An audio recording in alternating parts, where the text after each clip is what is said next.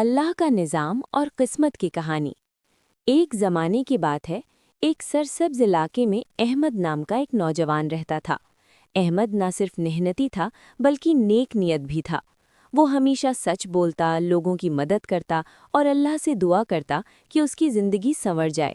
لیکن اس کے باوجود اس کی زندگی مشکلات سے بھری ہوئی تھی۔ کبھی روزگار کا مسئلہ، کبھی گھر کی پریشانیاں اور کبھی ایسی ناکامیاں جو اس کے دل کو توڑ دیتی تھیں۔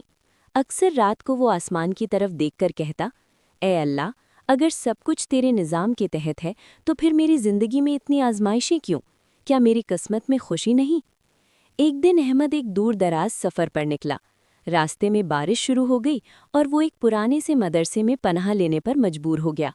وہاں ایک بزرگ عالم بیٹھے تھے جن کے چہرے پر سکون اور آنکھوں میں گہری دانائی تھی۔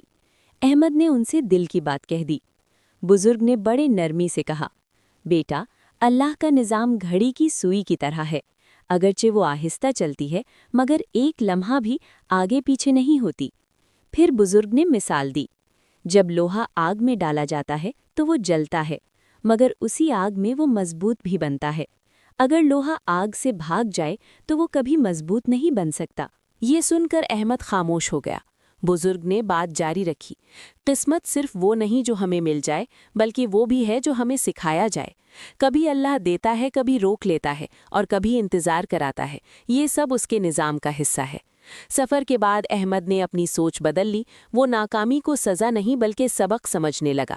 اس نے حلال راستے سے محنت جاری رکھی، صبر کیا اور شکر کو نہیں چھوڑا۔ کچھ سال بعد احمد کو ایک ایسی ذمہ داری ملی جس میں وہ لوگوں کے کام آنے لگا۔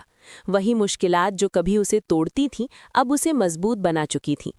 اب وہ دوسروں کو یہی کہتا تھا، اگر آج مشکل ہے تو مایوس نہ ہو، شاید اللہ تمہیں کل کے لیے تیار کر رہا ہے۔ آخرکار احمد سمجھ گیا کہ اللہ کا نظام کبھی غلط نہیں ہوتا اور قسمت کبھی بے رحم نہیں ہوتی۔